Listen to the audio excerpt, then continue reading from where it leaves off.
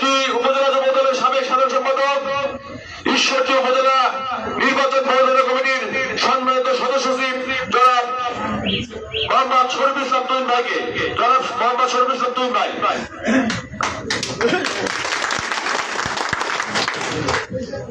বিসমিল্লাহির রহমানির রহিম। আজকে এই নির্বাচনী উত্তর পরিচালনা কমিটির পৌর বিএনপির কর্মসূচির সম্মানিত সভাপতি, এখানে উপস্থিত আছেন আমার ডাবলু ভাই, পলাশ ভাই, ফিরোজ ভাই, সুমর ভাই সহ, নান্টু শ্যামল সহ, বাপ্পি সহ আমাদের নেতৃবৃন্দ, ছাত্র দল, যুব দল সহ, মহিলা দল সহ জানেন এই পৌরসভার বিভিন্ন ওয়ার্ড নেতৃবৃন্দ, সবাইকে আসসালামু আলাইকুম। আজকের এই নির্বাচনে পরবর্তী যে ঘরোয়া বৈঠকের আলোচনা বিন্দু, আলোচকরা অনেক কথাই বললো, অনেক কিছুই আজকে আমাদের মাঝে স্পষ্ট হয়ে গিয়েছে। আসলে আমি যদি বলি যে আসলে আমরা নির্বাচনে হারি নাই, আমাদেরকে হারিয়ে দেওয়া হয়েছে। কারণ আমরা অবশ্যই জনগণের ভোটে আমরা নির্বাচিত, কারণ আমরা 20 বছর 20,000 ভোট, 10,000 ভোট আমরা হারি নাই, আমরা 1162 ভোট আমাদের হারিয়ে দিয়েছে। আজকে বিভিন্ন সেন্টারে বিভিন্ন কর্মকাণ্ডতে আমরা জানতে পেরেছি যে কি কি সমস্যা হয়েছে। এমনকি বিভিন্ন পুলিং এজেন্ট যারা দায়িত্ব পালন করেছে তাদের কর্তব্য থেকে এক জায়গায় চিঠি দেওয়া হয়েছে, আর এক জায়গায় নিয়ে যাওয়া হয়েছে। আজকে যে ইঞ্জিনিয়ারিং গুলো হবে, আমরা সেই দক্ষতা থেকে আমরা অবশ্যই পিছিয়ে আছি, তার কারণে আমরা হারিয়ে দেওয়া হয়েছে। আমরা ঈশ্বরদী 8 গড়ের মানুষ, বিএনপির সেই আজকে অবশ্যই যে বড় ভাই আছে বাবলু ভাই, আমরা সেই দুর্দিনে সেই 85, 86, 87, 88 সালের দল, কত কষ্টের দল, আজকে অনেক প্রবীণরা আছে, সেই দলকে আজকে নিয়ে আসতে আজকে রাজনীতির এত সুন্দর জায়গাতে আমরা পৌঁছতে পেরেছি। কিন্তু আমাদের কিছু দক্ষতা, আমাদের কিছু চিন্তা চেতনার কারণে বারবার আমাদের এই আসনটা হারিয়ে গিয়েছে। এবং আমাদের ভিতর কিছু জাতীয় বেঈমান আছে, যে জাতীয় বেঈমানটাকে আমরা যতটুকু না চিনি না জানি, সে জাতীয় বেঈমানটাকে জনাব তারেক জিয়া রহমান নিজেই সে চিনে গিয়েছে।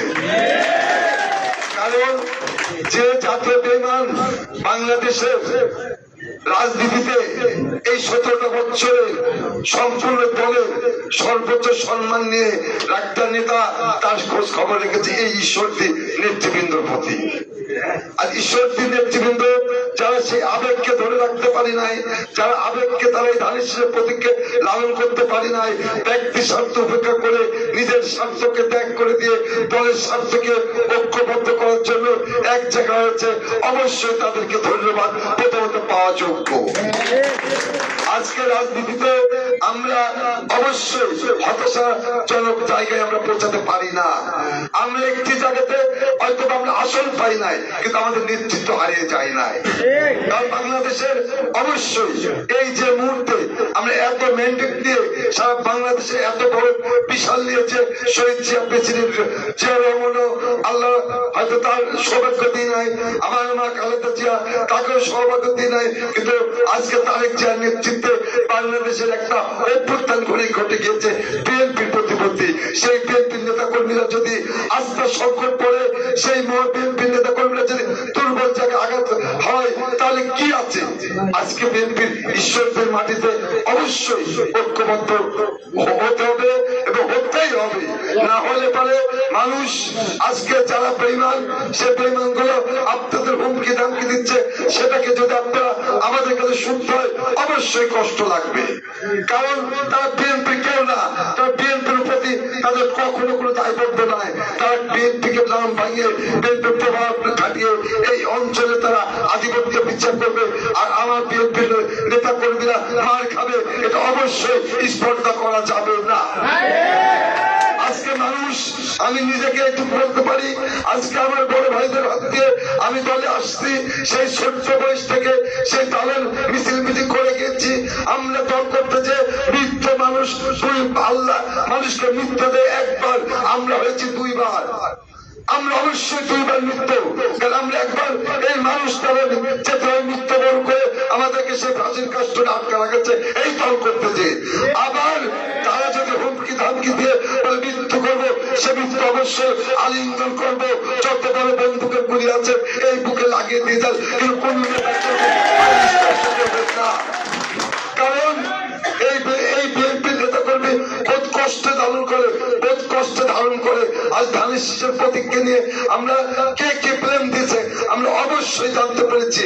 আজকে যদি ধানের শীষের এত বড় ক্ষতি না করতেন, আজকে যদি আপনার ভোট দিয়ে আপনার ঘরে যেতেন কোনো দুঃখ ছিল না, কিন্তু আপনার ভোটটা একটা জাতীয় বেঈমান জামাত শিবিরকে আপনারা উপহার দিয়েছেন, সেটা অবশ্যই বরদাস্ত করা হবে না। তাই আপনাদের কাছে আহ্বান, আপনাদের নেতৃবৃন্দে আজকে তরুণ যুবক আজকে প্রবীণ নবীন নিয়ে আজকে যে এই দলটাকে সুসংগঠিত করতে হবে, আমাদের ভবিষ্যৎ কর্ম পরিকল্পনা ঠিক করতে হবে, আমাদের নেতৃত্বের ভিতরে গুণগণ মান নিয়ে আসতে হবে। কারোর পকেটে অস্ত্র থাকবে সেই বিএনপি দল করবে, এটা তারেক জিয়া স্পর্ধা করে না। সেই নেতা, যে নেতা মানুষের দরবারে যাবেন, মানুষের প্রতি আস্থা রাখবেন, তাকে সে চুজ করবে। তাই আপনাদের প্রতি অনুরোধ, এবং আপনারা অবশ্যই হতাশাগ্রস্ত হবেন না, কারণ এমন কিছু হয় নাই যে বাংলাদেশের এই দলের প্রতি যত বড় বড় স্টিম রোলার চলেছে, যত বড় বড় দুর্নীতি এসেছে, তার তুলনায় অবশ্যই আমরা সুখী।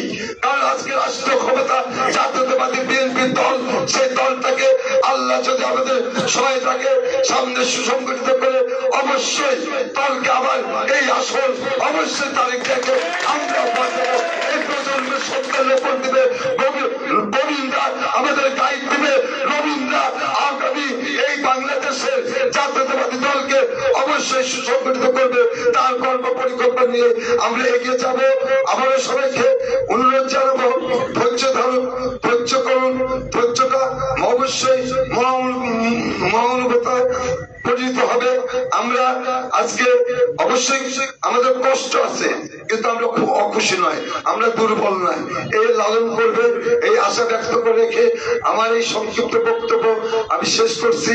আমারও সবার নেতৃবৃন্দ আছেন যারা সবাইকে এইটুকু আহ্বান জানাতে চাই যে আপনারা আপনাদের জায়গায় সুসংগঠিত হবেন, আমরা সুসংগঠিত হওয়ার জন্য আবার সবার দাঁড়ে দাঁড়ে আপনাদের কাছে পৌঁছে যাব। কখনো কেউ দুর্বল ভাববে না, একজন নাই আরেকজন পাশে থাকবে। আজকে আমরা যে ধানের শীষের কান্ডারি গুলোকে ঈশ্বরদী পৌরসভার বাসীর কাছে এক জায়গায় করতে পারছি, সেই এক জায়গার বাসিন্দা গুলো এক ইউনিটে এক মুষ্টিতে থাকবে। কে আছে দেখি ঈশ্বরদী পৌরসভাকে ভাঙার চেষ্টা করে। এই আহ্বান জানিয়ে রেখে আমার সংক্ষিপ্ত আবার বক্তব্য শেষ করছি। সবাইকে আসসালামু আলাইকুম।